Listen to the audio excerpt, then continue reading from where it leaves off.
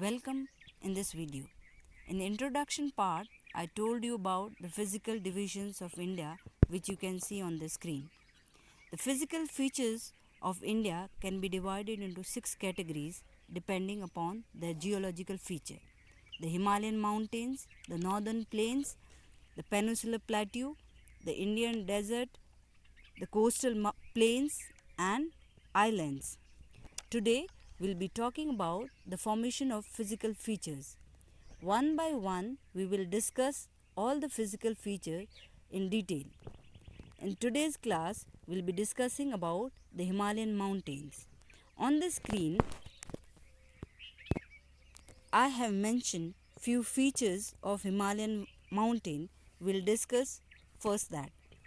Himalayas geographically young and structurally fold mountains located in northern border of India, runs between river Indus and Brahmaputra.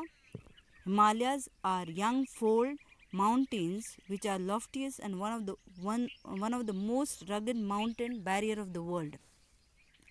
Covers 2400 km of distance with its width varies from 400 km in Kashmir to 150 km in Arunachal Pradesh. Talking about the altitudinal extension. Altitudinal variation are greater in the eastern half than those in the western half. Now I'll show you the extension of Himalayas on the map. Okay. Your Himalayas extension start from the northwestern part of India and they runs parallel to this portion of India and they ends on the northeastern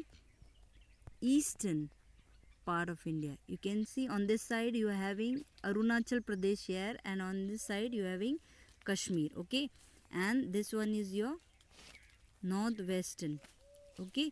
Have you understand? Now this is how the Himalayas are extended. And your river Indus, you all know your river Indus flows from here and your Brahmaputra flows here. Now talking about the width, there I will show you. Width variation is found like this. This here you are having 150 kilometer width and you are having your this width is 400 kilometer. You can see the variation, okay. This is how the Himalayas are laid. Now next coming to the altitudinal extension. Altitudinal, you can find highest peaks on this part of your mountain, on this part of your Himalayas. Some of the peaks are also there in this side, but in this part you have both the highest as well as the smallest ranges, so you can see a lot of variation on the western and eastern side of Himalayas. Now coming to the next part, that is your formation of Himalayas. I'll show you how the Himalayas were formed. The formation of Himalaya is a geological process which is based on the theory of plate tectonic. Okay, in the previous class we talked about the plate tectonic theory. In that we studied that on the surface of the earth you are having, the earth is divided into small plates and all these plates are moving.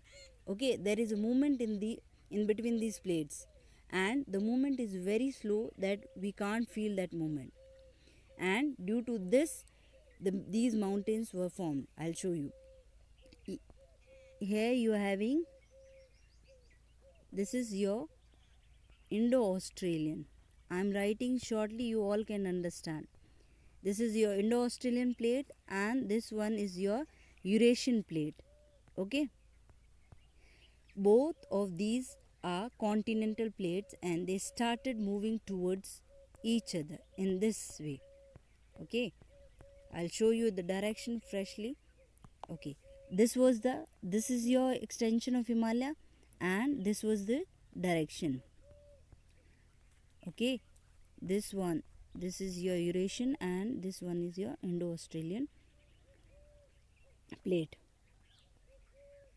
You can, this was when they started moving towards, and when they move towards each other, they collides at a place. You can see this is the place where they collides, and this place is called as a convergent plate boundary. Why it is called convergent plate boundary? When two plates move towards and they collides, that is called the convergent boundary, and this led to the formation of fold. A fold was created between due to this, and as these both the plates were heavy plates, and the Himalayas were formed.